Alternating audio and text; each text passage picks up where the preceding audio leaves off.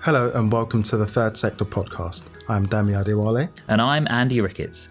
Each week we bring you half an hour of discussion and debate about the important goings-on in the charity world. And this week we're delighted to be joined in the studio by Kate Lee, Chief Executive of Alzheimer's Society. Kate has led the dementia charity since 2020, and before that was Chief Executive of the cancer charity Click Sargent.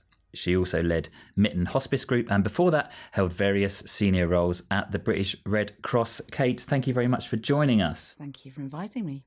Now, it's been a really strong year for the Alzheimer's Society. It was named Large Charity of the Year at the Third Sector Awards last year, and you've had some really good fundraising successes. I wonder if we can start by talking about that. What do you attribute that to? The charity raised more than £100 million in your biggest fundraising year last year.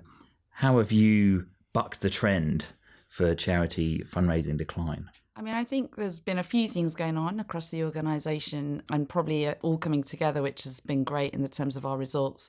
So we've been doing a lot of work around making dementia a priority. So really trying to get dementia on people's radars. Still a lot of misunderstanding and myth about dementia being purely an older people's disease, an inevitable part of ageing. We wanted to challenge some of that and make it kind of reduce some of the stigma and getting people talking about dementia. So raising the profile of dementia as a cause, I think, has helped. We've done some quite significant brand investment over the last few years, which our board kind of signed up quite an aggressive program for brand investment. We really hadn't done any of that for several years pre-pandemic, and we stopped, like most charities, a lot of our brand work during the pandemic, but came out of the pandemic in quite a strong financial position, having made some really tough decisions about the size of the organisation, and used a bit of kind of surplus funds we had to start a brand campaign. And we've been kind of quite challenging, quite stretching in that brand campaign, because we want to both raise awareness of the organisation but also raise awareness of the condition at the same time. So we have been a bit more kind of controversial, a bit more challenging in that dementia space, but that's brought loads of attention to the organisation, and we've seen an uplift on nearly all our fundraising. We made significant investment in legacy marketing about 4 to 5 years ago, so that's also starting to return as well. So a very strong year for legacies. And in terms of the situation that you're seeing now, obviously it is a difficult fundraising space at the moment for a lot of charities. How much do you put down to the work that the charity has done compared with the fact that Alzheimer's has been very much rising on the public's agenda? I think it's both. And I think we've actually been working on both. So a lot of the brand work we've done over the last 18 months has actually not been particularly about promoting Alzheimer's Society, as it has been about promoting dementia and getting dementia on the public's radar, which has been really important. And dementia is growing in importance as a cause. 1 in 3 people born today will develop dementia, and 1 in 2 of us will either have it or be a carer or both. So people are starting to become aware of the size and scale of the problem. So all those things, I think, have been combined. And of course we've got a corking fundraising team, I have to say that. They are absolutely fab, but we've been pushing the boundaries, and I think we have been bucking the trend. It's tough out there, I think, for those organisations. When you start to struggle financially, you start to withdraw investment in some areas of fundraising, and that becomes a downward spiral. We've been really lucky that we haven't been in that position.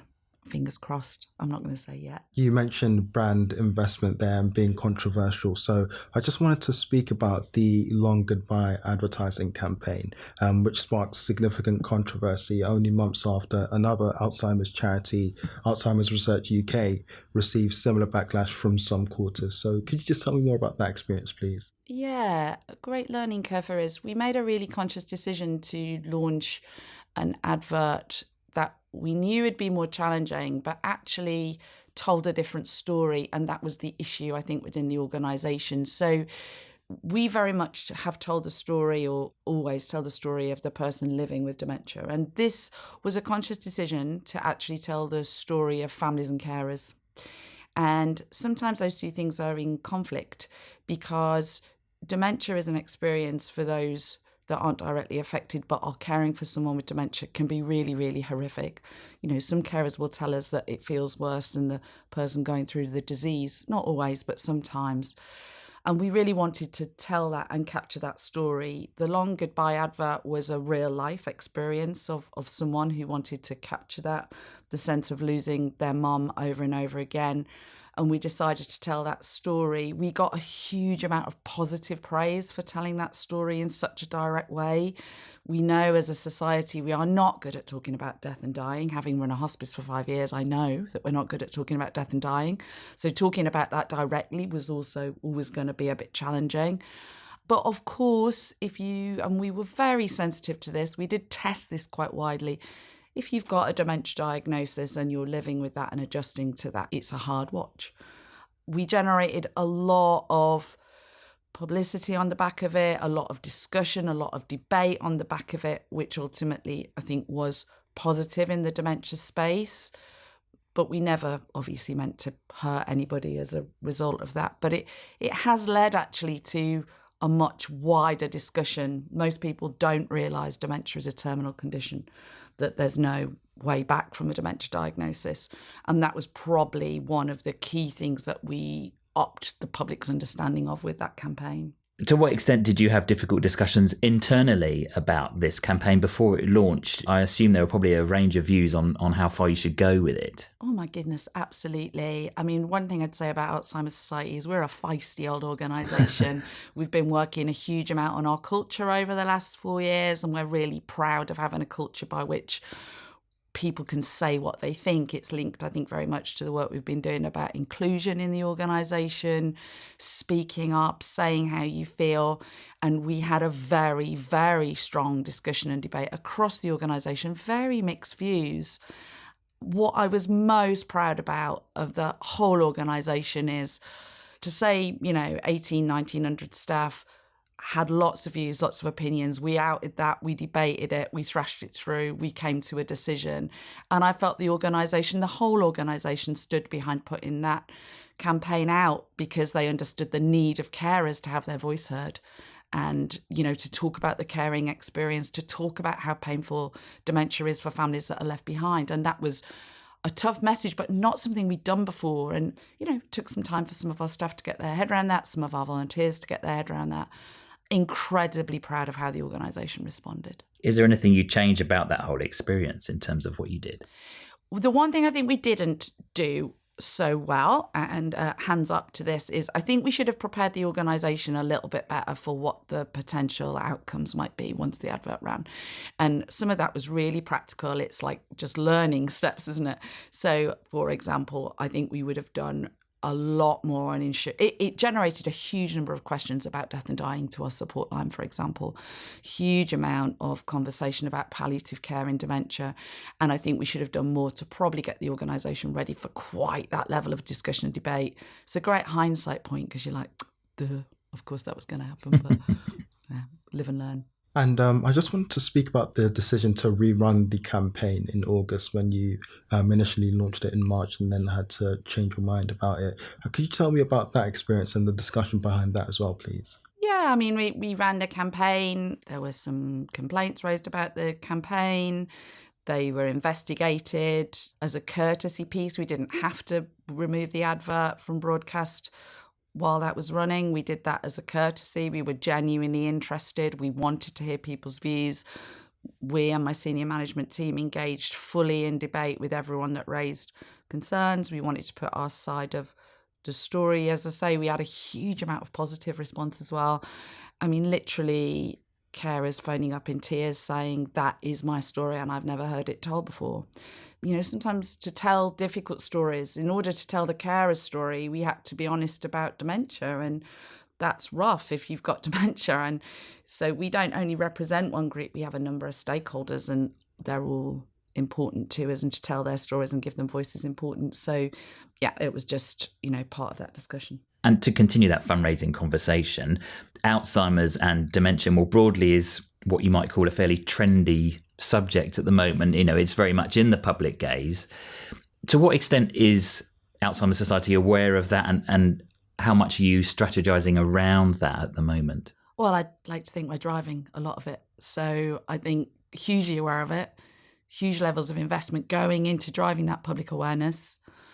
We think about ourselves as having 5 very big influential stakeholder groups in the organisations, obviously people with lived experience who are living with the disease and their carers and families, but also major decision makers, major influencers, MPs, senior officials, local decision makers, so commissioners, ICSs. Also thinking about our donors, of course, major stakeholder for us, and also the research community.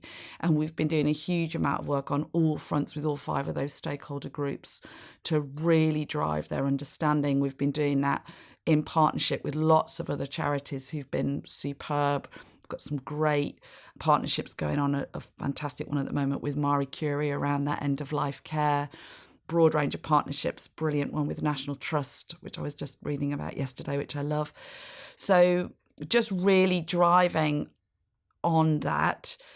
We have produced and also invested in a lot of evidence.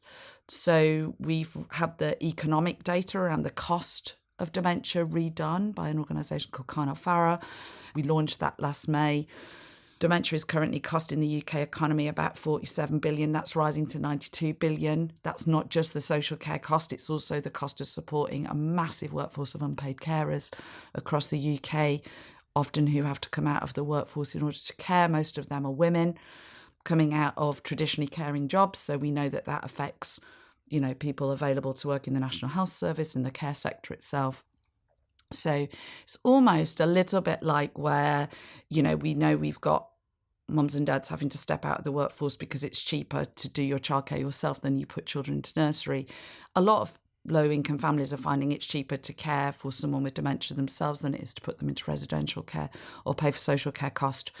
So, we've been really driving hard at identifying that, raising those issues, putting price tags attached to that to generate that interest at a national level and a local level through research and academic communities, as well as directly with the public. And, I should stress the long goodbye and the advert we ran over Christmas, which is It's Not Getting Old, It's Getting Ill, are very much about driving dementia awareness rather than being fundraising ads. And I guess, do you look forward? Because obviously at some point the caravan kind of moves on with some of these things, doesn't it? We find that, maybe 20 years ago, forces charities were very popular because of what was happening in the world.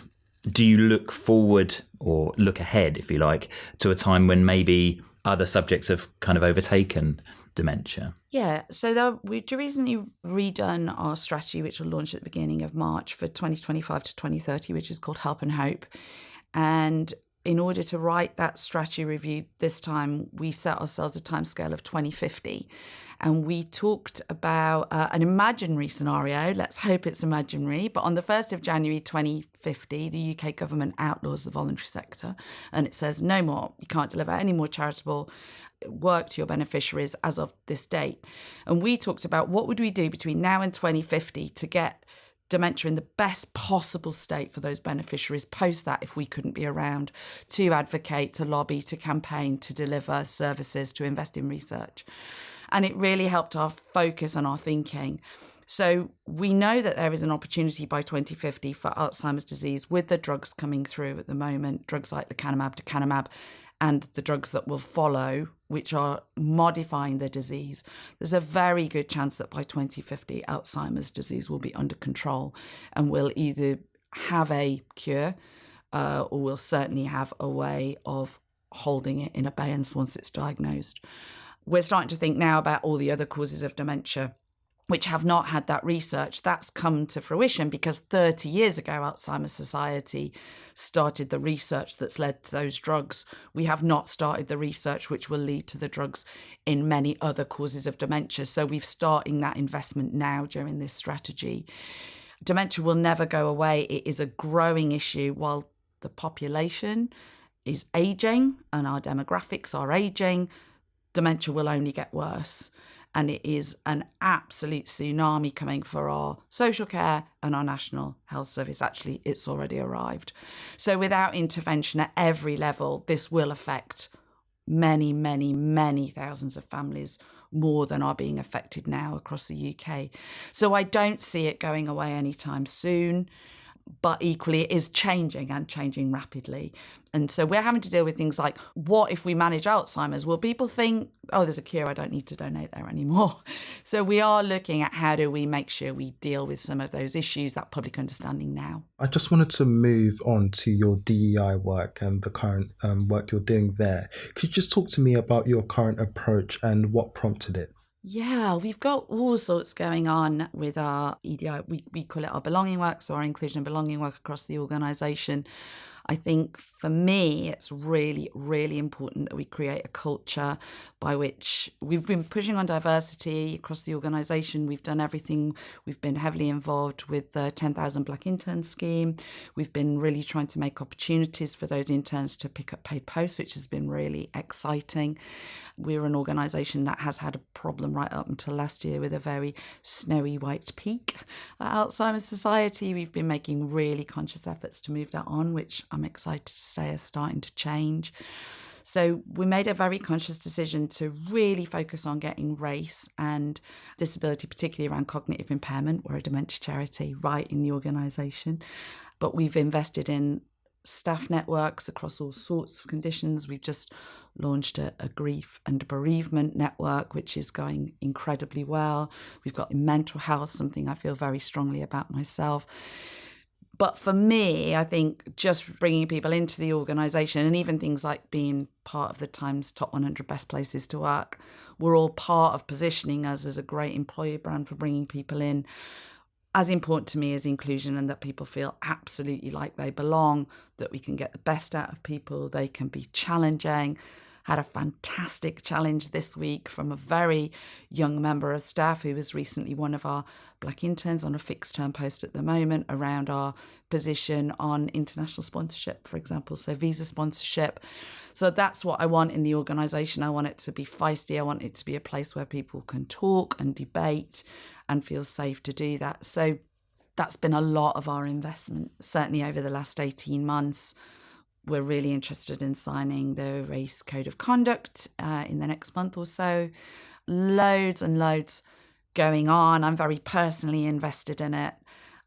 Very personally challenging about recruitments that I feel we could have done more around particularly. Obviously, you've spoken about the recent future and the next 18 months, but in terms of the long term, how are you approaching this? Yeah, so our way of thinking about this has been very much about, a means to an end. So dementia doesn't discriminate, neither does Alzheimer's Society. We need to be out there. We need to be delivering culturally sensitive services in all the communities we both work in now and want to reach and work in the future. And in order to do that, I think the biggest lever, that this is no surprise to anybody, but is to ensure we've got a really good culturally diverse workforce that feels empowered to put into the mix the things we need to change and do in order to reach those communities successfully. We are launching this year a Centre of Excellence, which is one of our big research centres into health inequalities. And we're looking at what are the real fundamental drivers, particularly in dementia, about health inequality and health, the receipt of services, access to services, if you have both a cognitive impairment and maybe one of the other protected characteristics or more. So long term, again, we want the production of evidence to drive improvements in the system. It's not just using Alzheimer's Society as best practice. Really, we think of Alzheimer's Society as a kind of giant living lab because we do both research and service delivery. So our researchers tell us stuff about how to improve service delivery, and our dementia advisors are out there testing it, but are also coming back saying, here's a problem, researchers, can you solve it? We have a lot of investment in innovation. We have great accelerator programs. We're making sure a lot of that research investment is going to early career researchers, particularly looking at people from Black and minority ethnic communities. So we're bringing them into research. They might not be producing groundbreaking research for another 10, 15 years, but they will in the future, and that will be so much more culturally appropriate. Alzheimer's Society is one of many charities that does a lot of hybrid working now, particularly since the pandemic. Can you talk a little bit about the work that you've been doing recently with under 25 specifically in this area and the sort of challenges and opportunities that that's presented? Yeah, this is an area I'm really excited about. I started my own career in the voluntary sector at 21. I didn't really know very much about charities, came in almost accidentally, and 30 years on, I can absolutely see it's because I was sponsored and fostered and supported and nurtured in this sector to grow as a leader. And that really matters to me. I think we should, I challenge Alzheimer's Society constantly to say we should be an early careers employer. I want young people joining the sector and having the best possible experience in the sector. But as we've moved to hybrid working, and we know we've got lots and lots of people based at home, in fact, we're more 100% home-based than we are particularly hybrid at the moment. I'm really conscious and hear regularly from some of our first-time staff, so first jobbers or staff under the age of 25 particularly, that it's quite hard. It's hard to find those opportunities. It's hard to make a good impression. It's hard to build those networks. And it's really hard to understand not the science of the job. I think we're very good at teaching people like the science of the job they've been recruited into, but the art of work. How do you subtly influence? When do you let things go? When do you challenge if you see something that you're not comfortable with? And also not having that many young people in the organisation and around and influencing us by osmosis. I don't want the organisation to age. Gen Z, a very, very different generation. Things like well-being, hugely more important. And I want that osmosis multi-generationally in the organisation. So I want our older members of staff getting their head around that as well. I took all of them away at the beginning of last year. We did a couple of great workshops. We took nearly all our staff that are under the age of 25 away. And myself, my executive team gave up the time to just listen to them, think about how we can shape the organisation. We've got loads of sponsorship going on. We've got a huge apprenticeship programme. 50% of our apprenticeships have been taken up internally by staff that are young and want to shift into different parts of the organisation. So yeah, it is funky. I absolutely love it. It's one of my favourite bits of the job. Just then you briefly covered how you were nurtured as a charity leader then. So with the experience that you have, what other tips would you provide for other charity leaders? That's a really good question. I always feel when I look at my own career that I've just been very lucky to meet people who believed in me, sponsored me, supported me, encouraged me, told me I could do it, told me I could achieve more than I thought I could achieve. And I still feel like that now. And I'm still probably coming, much more towards the other end of my career now and, dealing with being a CEO that's menopausal and all the challenges that brings. And I've still got amazing people like my chair, Dame Susie Leather, telling me, you can do this, like we can work through this, like how do we shape the role to make sure you're still excelling in it? So I feel like that's so important, that sponsorship. I think it's what makes our sector unique and incredible and powerful. And I still adore it as much as the day I joined it. And it's about relationships and knowing people and deeply caring about people. We've just had our staff survey results back. Nothing warms my heart as much as seeing that we've still got huge numbers of staff that have a pride in the organisation, feel their work's valued, feel like we know them and we care for them right from a senior leadership level down. I think that's what I would instill, is that I think an amazing workforce achieves amazing things. That's what's happening at Alzheimer's Society, really invested in our people and our culture to a really neurotic level. And it's paying dividends. Our biggest ever fundraising year, our biggest ever level of policy wins, our biggest service delivery year by a long way. On every single mark, the organisation has absolutely smashed it. And I like to think it's because we've got a workforce of volunteers and staff. Volunteers we've got loads more to do with, but that are happy and confident in their roles. Now, you've spoken before about having a personal connection to dementia. As a leader of a huge dementia charity, what are the pros and cons of that, if you like, from a leadership perspective? I have got a personal connection. So my mum has Alzheimer's disease, and there have been times when it has been hugely powerful. And I'll just give a quick example of the pandemic. During the pandemic, I used my own story of having to do a window visit with my mum at her residential care home, which we videoed, me kind of banging on the window and talking to her, and her not knowing what on earth was going on or who I was.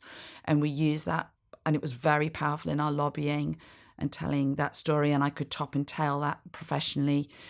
I've been able to tell my story in a lot of everything from our legacy advertising right through to kind of a lot of the work we've done with our Sports United Against Dementia brand.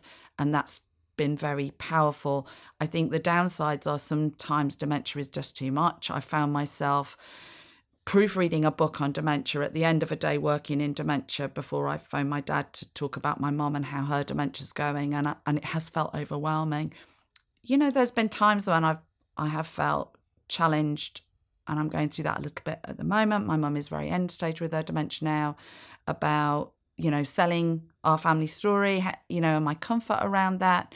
And sometimes you want to just step away and say, you know, it's a private time now. And what I would say is my team at Alzheimer's Society and the media team are superb in kind of understanding when those adjustments are needed. It is hard. Sometimes you know way too much. We have a huge number of our staff, about 70% of our staff have lived experience as a carer or a family member of someone with dementia. It makes for a very passionate organisation.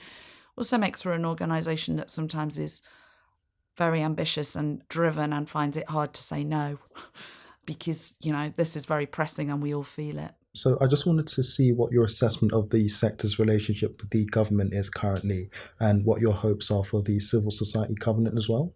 Yeah, I mean, I really, obviously, like lots of people, were very hopeful in the summer with the change of government about, you know, just a different approach really to a huge number of significant issues in the UK that aren't only affecting people with dementia, but, you know, I've always worked in health and social care charities, and both our health, but particularly our social care, is broken. Our social care system needs urgent reform, and you know, we can't wait till 2028 to find out what it is we might want to do. So for me, I think probably jury's out as to how much we will be heard and brought in to the problem solving. I would really love to see this government acknowledge that the civil society is part of the solution. It is not only here to point out the problem, and kind of keeping it as at arm's reach is a fool's game, really, when we can absolutely see the whole system and its delivery. I always say that the benefit of Alzheimer's Society is we work from early stage research and medical kind of understanding of the brain right through to end of life care for people and beyond, and with post-bereavement care. And because we can see the whole system, we can see how that fits and works, and actually we can influence government and have a conversation with them about the best levers to pull to improve that journey. They need to listen and be open to that. We're having really good conversations so far. I think it's early days. The sector needs protecting and supporting. I think the covenant is incredibly important in the terms of just people not taking us for granted. I was disappointed about the decision on national insurance contributions for the sector, given how much my own organisation feels like it contributes to supporting a lot of our commissioned work with voluntary income at times, and working in partnership with local commissioners to deliver services, even when sometimes we're stretched to afford the quality that they'd like, and we top that up and then felt like a bit of a double whammy to also then be paying increased national insurance contributions on that. What does it mean for the charity in terms of numbers? Yeah, our contribution, it'll go up, it's about $1.5 million on our pay bill. So it's a significant level of uplift. So I think it is challenging. I think we just need to see more walking the talk. I think there's a lot of positive conversations, but still hard to really see yet where we're shaping that influence. You've had 5 years at Mitten Hospice. You had 5 years then leading Click Sargent. You've now had 5 years at Alzheimer's Society. What does the future hold for you, and what would you like to have achieved by the time you move on from Alzheimer's Society? Well, I know that I definitely haven't achieved it yet. I love transformation. I love taking on a big challenge and kind of doing the turnaround, which I've loved at Alzheimer's Society. But I have to say, I'm very hooked within the organisation. I'm quite enjoying the party and not just prepping for it, which I feel I've done at every other organisation I've been at. So I feel like I've turned it around and then handed it to someone else. Those people that have followed me are probably rolling their eyes at that because they probably know what a mess they inherited. But I'm really still very much enjoying it at Alzheimer's Society. We've got loads more to do, had quite a significant change in my board over the last year, which has been really interesting because they've got a slightly different focus. We've grown exponentially as a charity over the last 3 years, hugely. And I think we've got some challenges now around whether some of our supporting functions internally have kept up. So I think thinking about that balance for us about, we've got a lot of IT debt, we're not quite there with our digital challenge. I'm really interested in AI and how that will help us and our efficiency going forward. So I think it's quite an exciting time for the organisation as well. There's still, I know everyone always says this, but there's huge amounts to do. So you just spoke about the future there. So I wanted to kind of take a look back and go to the past. What would you tell the younger you about the experiences that you've had in the charity sector? What would you tell the younger person? I would tell me that I'm going to love it. I would tell me to just stick with it and do what you're doing, to never take for granted the incredible support and sponsorship that you have from people around you. I would probably remind myself they don't have to do that. Managers, chief execs of other organisations don't have to take you under their wing and give you these opportunities. But the number of senior women who have certainly held the ladder down, to me, value that and remember it and continue to always do it in your whole career for others. But, I've been very lucky. I've had some rough times. I've had some rough times personally, even over the last couple of years. And during those times, I felt very held and supported by my work, actually. And that's been very valuable to me.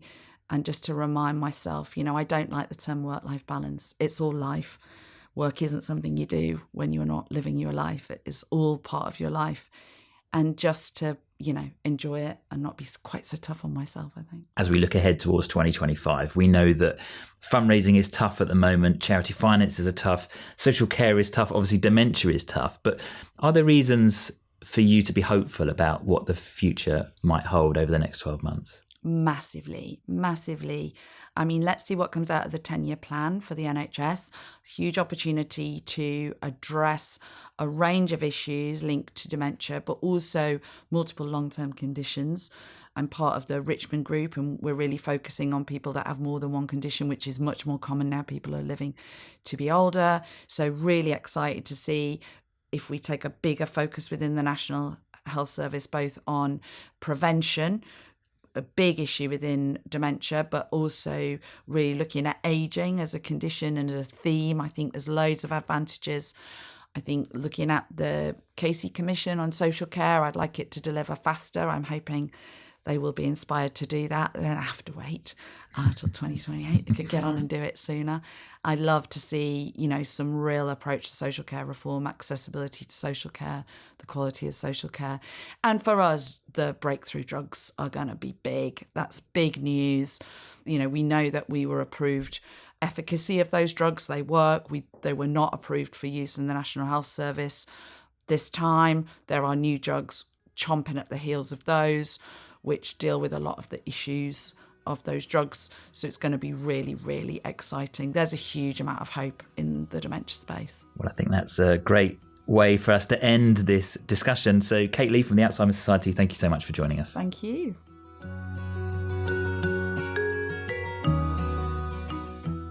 Well, we hope you enjoyed our discussion with Kate, and that's it for this episode. Next week, we'll be finding out about how Save the Children is making use of a corporate board. But until then, thanks for listening. Our producers are Till Owen and Nav Powell.